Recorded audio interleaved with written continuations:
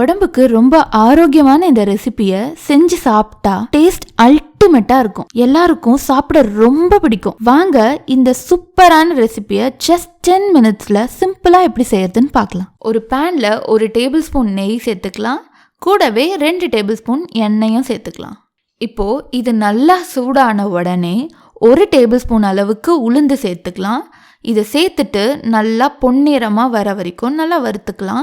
இந்த அளவுக்கு இந்த மாதிரி கலர் மாறினதுக்கு அப்புறமா ஒரு 10 பல்லு பூண்டை தோல் உரிச்சு வச்சிருக்கேன், அதை இதில் சேர்த்துக்கலாம். இது கூடவே ஒரு 4 முழு மிளகாயை அப்படியே சேர்த்துக்கலாம். 2 காஞ்ச மிளகாவை காம்பு எடுத்துட்டு சேர்த்துக்கலாம். இது கூடவே ஒரு 3 துண்டு அளவுக்கு இஞ்சி சேர்த்துக்கலாம். இதெல்லாம் சேர்த்துட்டு அடுப்பு கொஞ்சம் ஹை ஃப்ளேம்ல வச்சு நல்லா வதக்கிக்கலாம். இப்போ ஒரு 50 கிராம் அளவுக்கு சின்ன வெங்காயம் சேர்த்துக்கலாம். சின்ன வெங்காயம் சேர்த்துட்டு லைட்டா கலர் மாறுற அளவுக்கு நல்லா வதக்கிக்கலாம். இப்போ லைட்டா கலர் மாறி இருக்கு பாருங்க. இப்போ இந்த டைம்ல ஒரு டீஸ்பூன் அளவுக்கு மிளகு சேர்த்துக்கலாம். சேர்த்துட்டு நல்லா வதக்கிக்கலாம். இப்போ நாம சேர்த்திருக்க சின்ன வெங்காயம் நல்லா கண்ணாடி பதத்துக்கு மாறிடுச்சு பாருங்க.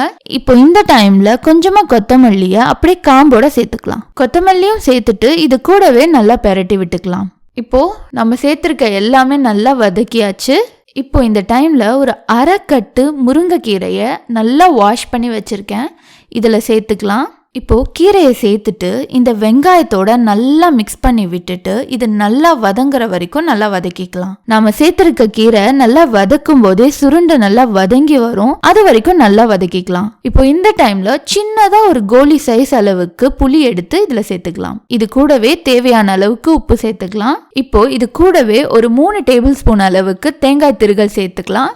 சேர்த்துட்டு நல்லா பெரட்டி விட்டுடலாம். இப்போ தேங்காய் சேர்த்துட்டு ரொம்ப நேரம் வதக்க வேண்டிய அவசியம் இல்லை. இப்போ இதை சேர்த்து நல்லா வதக்கிட்டு ஸ்டவ் ஆஃப் பண்ணிடலாம். இதை ஒரு 10 நிமிஷம் ஆற வச்சு வச்சிருக்கேன். இதை மிக்சி ஜார்ல சேர்த்துக்கலாம்.